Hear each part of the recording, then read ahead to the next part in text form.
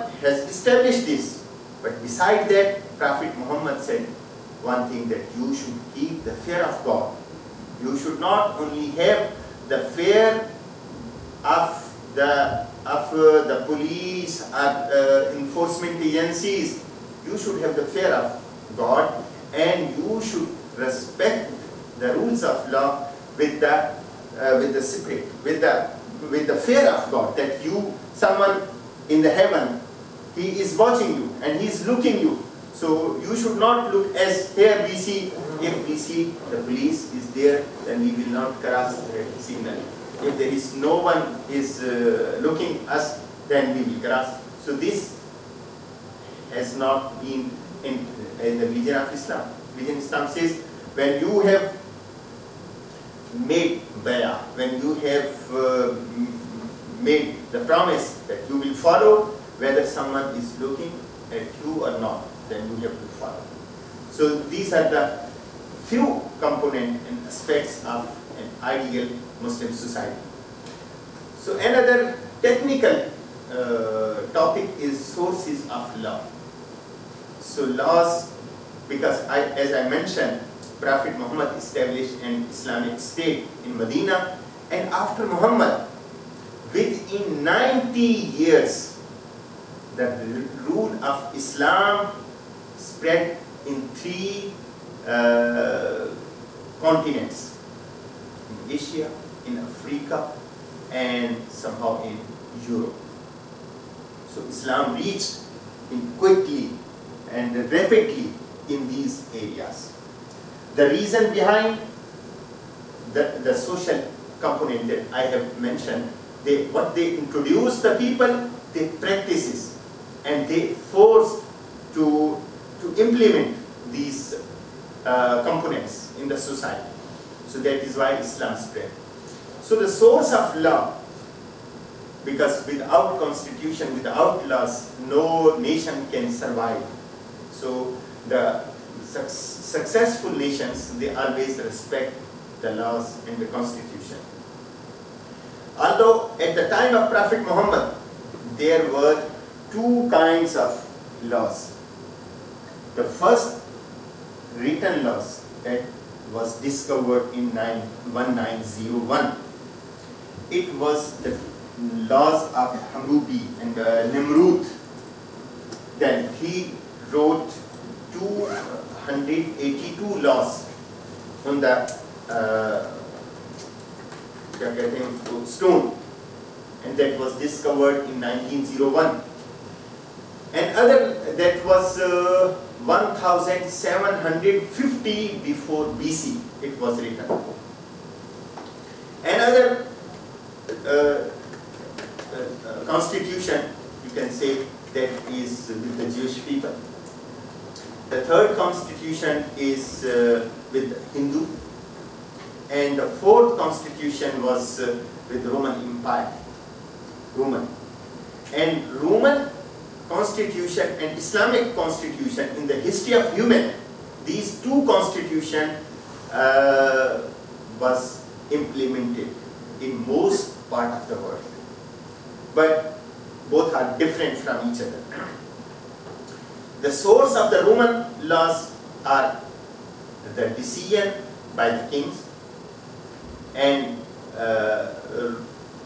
rules made by the jurists and the lawyers. But in Islam, the constitution and the rules, they are given by God or Prophet Muhammad, peace be upon him. So God has revealed the Holy Book Quran, that is consisting of 6,236 verses. Out of that, less than 400 verses are related to the laws, to commandments. You can say the commandments. And there are about 40,000 to 50,000 saying of Prophet Muhammad. And out of that, only 4,000 saying of Muhammad, practices of Muhammad related to the constitution. So basically, the sources of Islamic laws are 2 components and 2 sources. One is the Holy Book Quran, and other is the practices and saying of Prophet Muhammad, peace be upon him. So any matters that need to be decided, so the first and the most important, the Muslim have to look from at the Quran, and they have to get the guidance from the Holy Book Quran.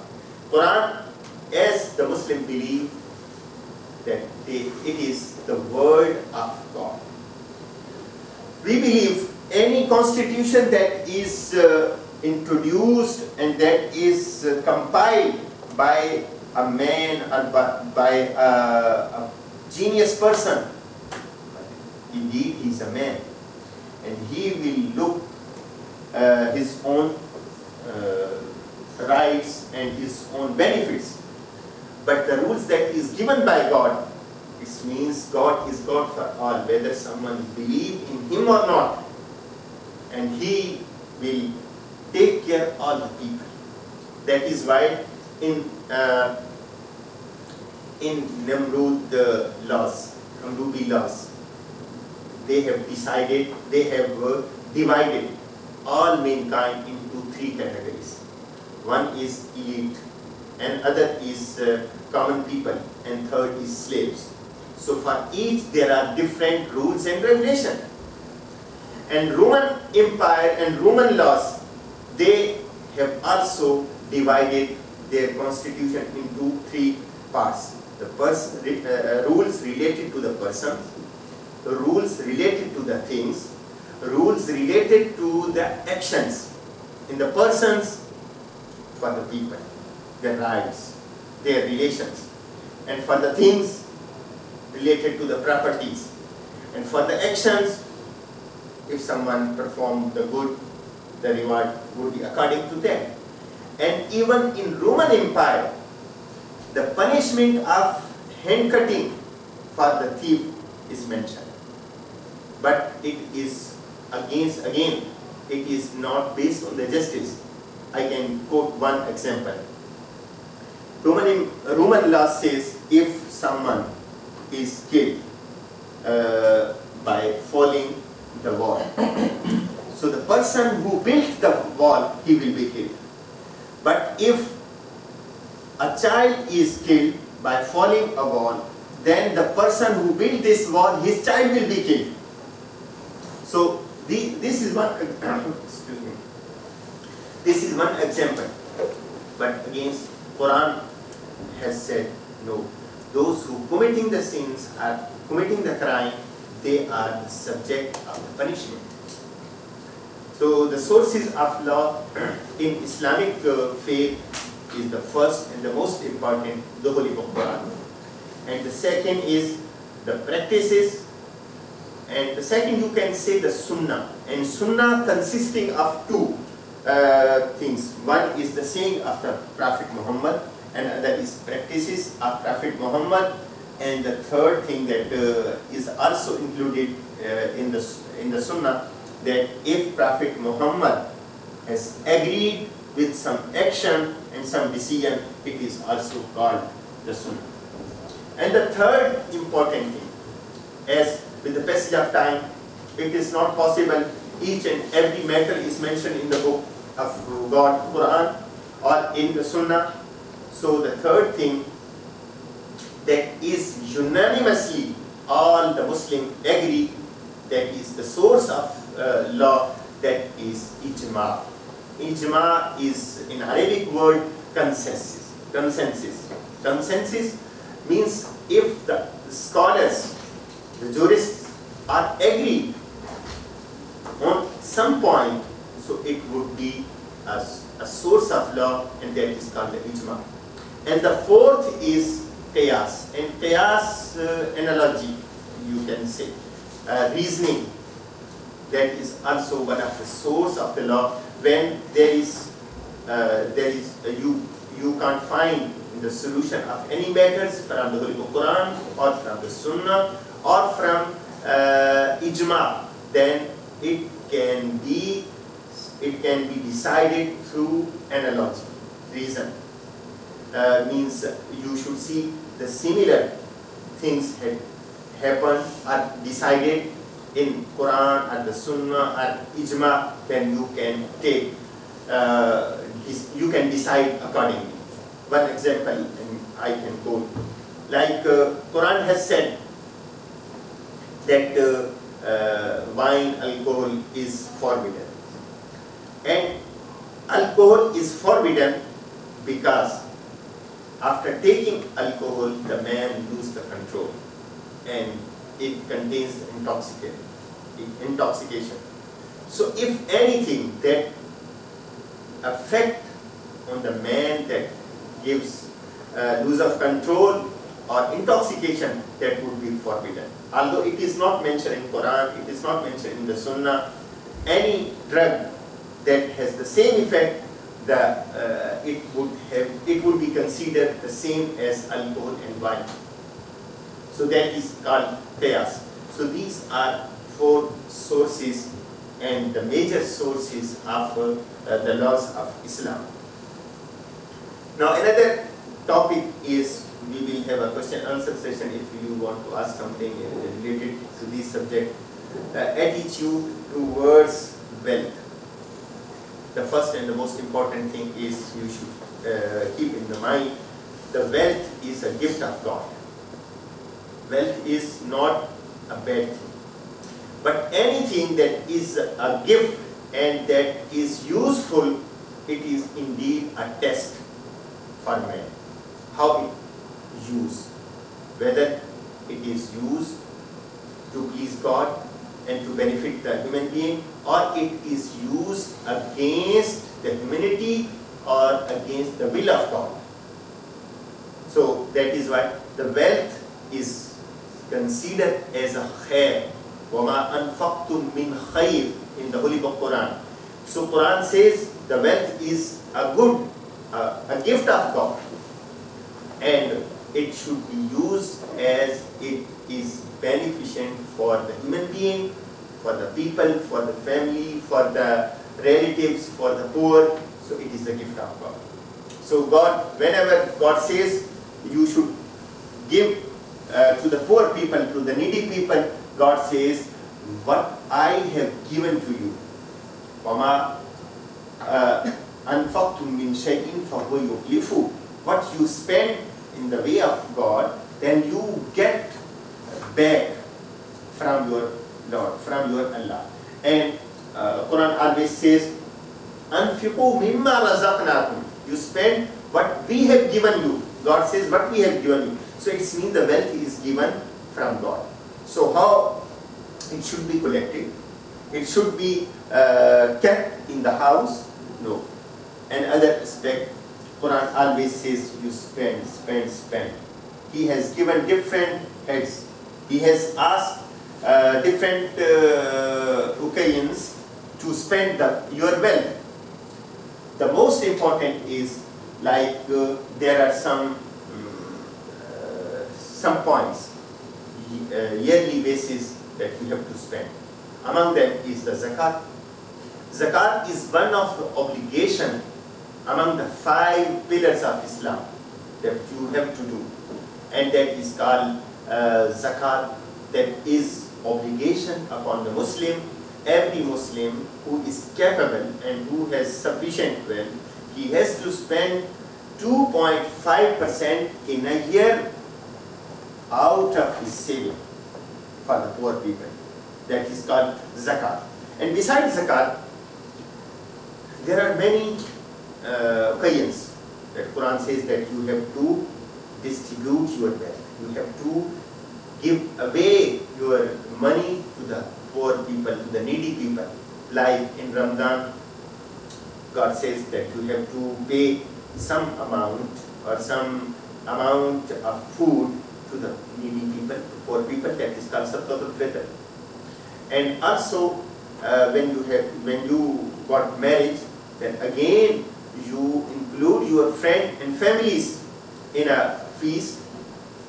And when someone is died, then again the wealth and the property will be distributed among the families, among the relatives. So it should not be collected. It should not be in one hand. This is, and كَيْ لَا يَكُونَ دُولَةً بَيْنَ الْأَغْنِيَاءِ مِنْكُمْ. This is an important commandment in the Holy Quran. So the wealth should not be circulated among few hands. كَيْ لَا يَكُونَ دُولَةً بَيْنَ الْأَغْنِيَاءِ. The rich man. As in the capitalism, we see the wealth is always increased in the wealthy society, in a wealthy group. But for the poor, they are getting poorer. For the rich, they are getting richer, more rich. So for that, Quran says it should be circulated among the society. And the first attitude is the dominion and distribution and giving away. And the second, it should not be kept without use. It should be circulated, it should be used, it should be spent, whether in business or whether in some product, whether in some benefit of the people. It does not mean that all your wealth you should give away to the poor people. No, you can keep, but you have to give a minor portion of your wealth to the poor people, but the rest of the wealth you should utilize. So when you will utilize, it means so many people will get the benefit, like getting the job or having opportunities of the business. So it will give the benefit. So this is attitude towards the wealth. The wealth is given by God, the gift of God.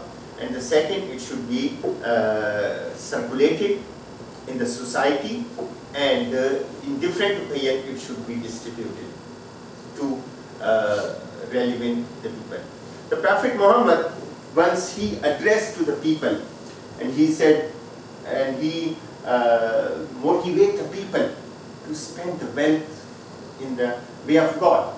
One person stood up, and Quran has revealed the verse, لَن تَنَالُوا الْبِرَّ حَتَّى تُنْفِقُوا مِمَّا تُحِبُّونَ, that you can't get the bir, khair, the best thing that is best in the sight of God, without spending the what you like too much.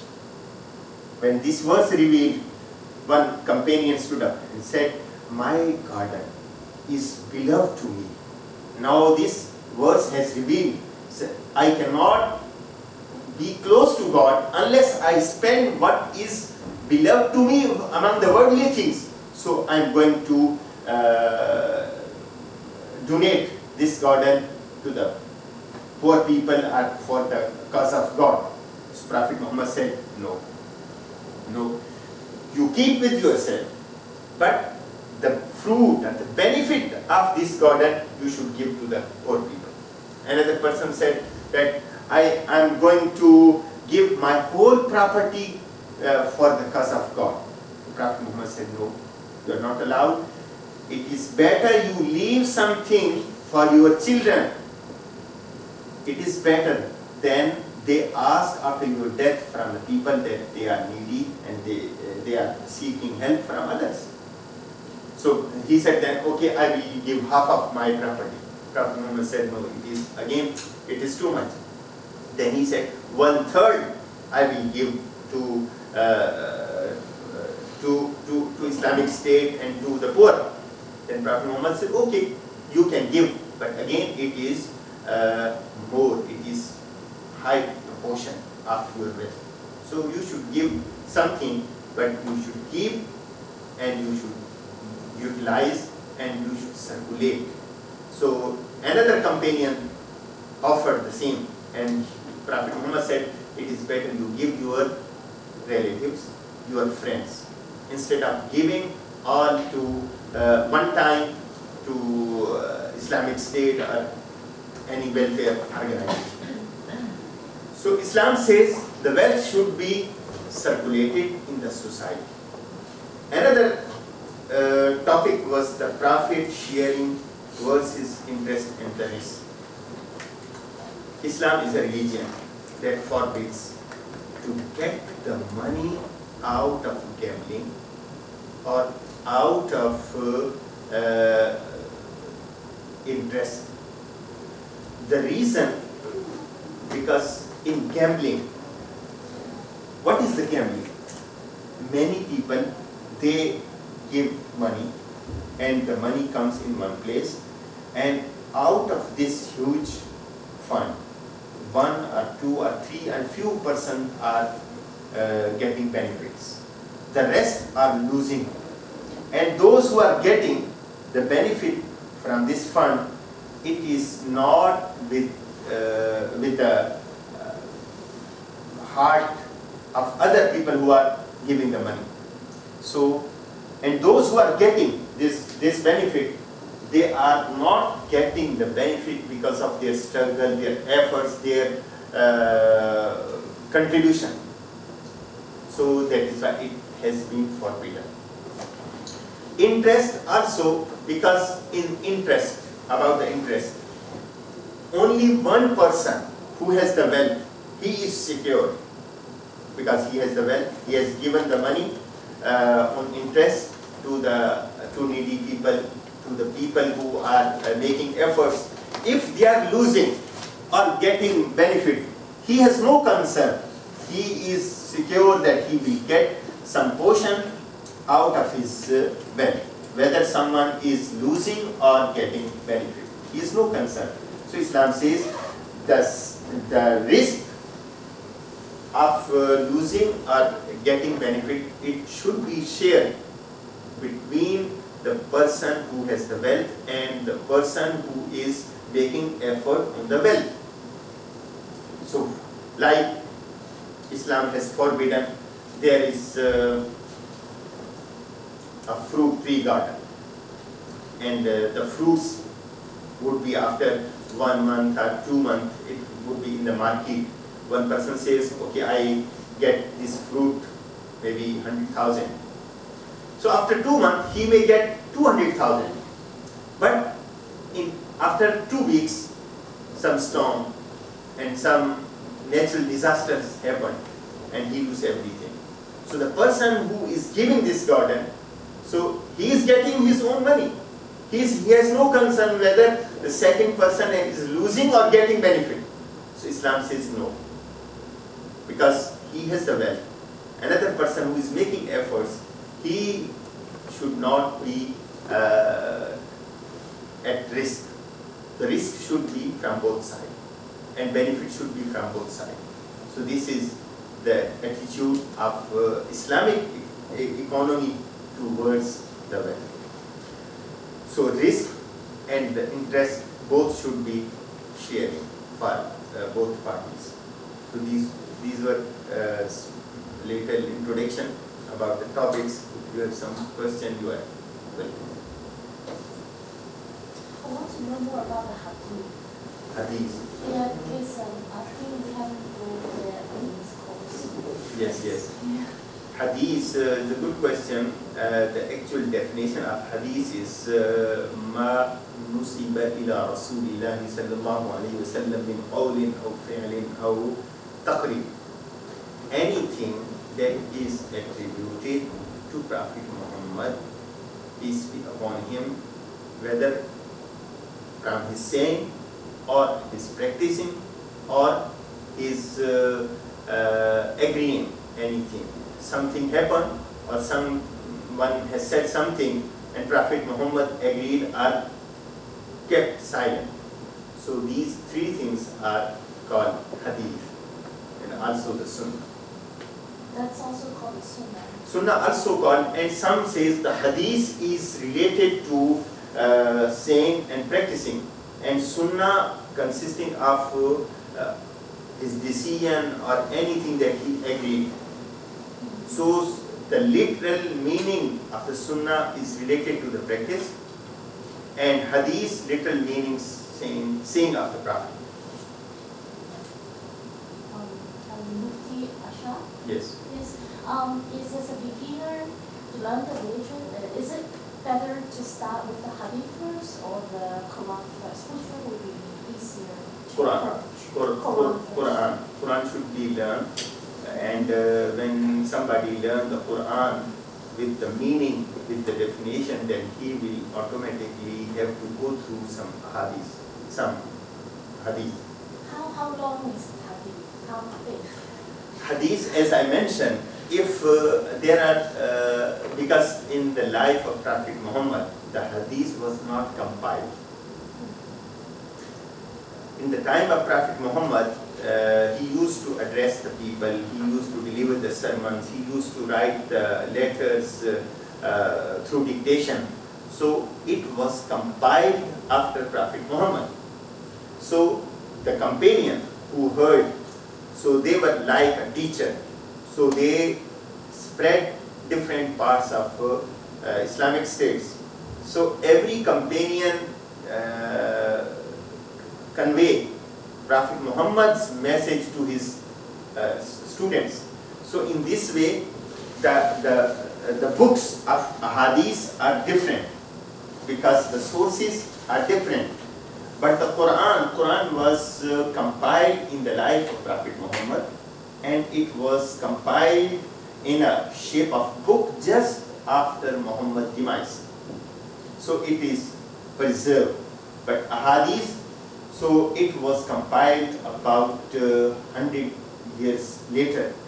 So that is why there are some, so the scholar of ahadith, they have categorized these ahadith. Some are perfect and authentic, and some are weak, some are fabricated. So there are different kinds of ahadith. So for the ahadith, any hadith, then the scholar has made some rules, regulation. Any hadith that contradict to the Quran, it would be fabricated. Hadith that is narrated generation to generation by uncountable or by countable but many people, then it would be considered as a sahih hadith. And some hadith would be considered as mutawatir. And mutawatir hadith is the hadith that is narrated generation to generation by many people. So that would be considered a highest standard after Quran. So different scholar has compiled. So when it was compiled in the shape of book, so every scholar imposed his own rules, regulation, so that the fabricated hadith should not come in his books. So the conditions that was imposed so strict, sometimes even sahih hadith could not come in the book. So another scholar, when he came and he said, so sahih hadith are left to be mentioned in this book, so I should relax this condition so that sahih hadith should come in this book. So another condition he imposed. So different scholar impose different conditions. Is it a continued progress even going on now? No, it continue about 600, 500 Hijrah, means after Prophet Muhammad. Then now, because at that time the people used to narrate the hadith saying the name of the teacher and their teacher and their teacher, like an Abdullah ibn Umar an Rasulillah, that the Prophet Muhammad said to Umar, Umar said to his son, who his son said to his student. So they have to mention all the names. When hadith becomes small and the narration and the chain were longer, so then they stop. And when it comes to the book, even today the important books that are considered as the Sahih hadith, like Bukhari and the Muslim and Tirmizi and Abu Dawud and Ibn Majah, they used to narrate the chain of narration and then they mention the hadith. So it means the scholar, the writer of the books, they have a chain till Prophet Muhammad. So now today we can mention this hadith is mentioned in the book of Bukhari, in the book of Muslim, in the book of Tirmizi. So today we mention like this.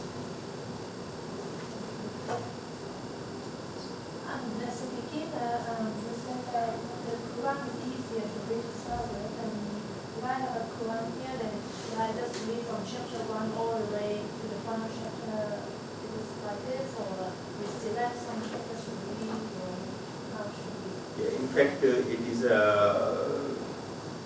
an important issue of understanding the Quran. There are two ways. One is if you have time to read the whole of Quran, then you can start from the beginning. But Quran explains itself. Something like you learn from the beginning, like Sirat al-Ladina An'amta. This is the verse of the first chapter. Oh my God, guide me to the right path, straight path, the path of those who are favored by you, who are blessed by you. So, who are they? You will not find in the first chapter. You may find in the fourth chapter, Surah An-Nisa, where the Quran said, they are أُولَٰئِكَ الَّذِينَ أَنْعَمَ اللَّهُ عَلَيْهِم مِّنَ النَّبِيِّينَ وَالصِّدِّيقِينَ وَالشُّهَدَاءِ وَالصَّالِحِينَ.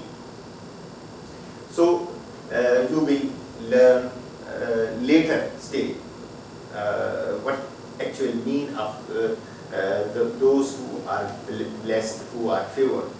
The second way, if you don't have much time, then you can select a topic, and there are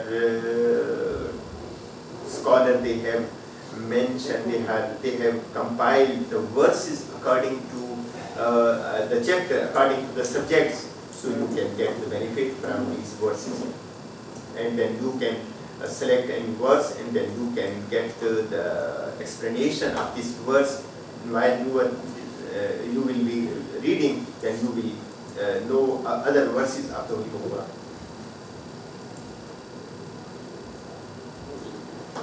To ask, how much there is a disagreement between different scholars about the trustfulness of different hadith? So, for instance, if there is something which is not found in the Quran, but you find a particular issue that is possible to find only in the hadith, but you have two different traditions. According to one tradition, Muhammad said something, and according to another. So how much, I mean, the 40,000, 50,000, right, hadith in general, are all the hadiths that has been produced of fake, trust, true, and how much is that the disagreement between the traditions? There are a lot of criteria that can be understood, because on this field and subject, what the efforts and struggle has been made, you will not find any other field of the knowledge that has been put the efforts and struggle. So any hadith, you can find all its narration, and even there are 10 criteria that gives you a criteria whether something is hadith or not. Like any statement that is against the Quran, that could not be hadith. Any statement that gives too much benefit for a small things, or too much punishment for a small sin, that would not be hadith. Any things that is specifically mentioned with the date and the time, something will be happen in the year 2012 and 2010 and the day of this, and that would not be hadith. And any hadith that is contradict with other authentic hadith and the Quran, that would not be hadith. So there is the criteria. And other, the scholar has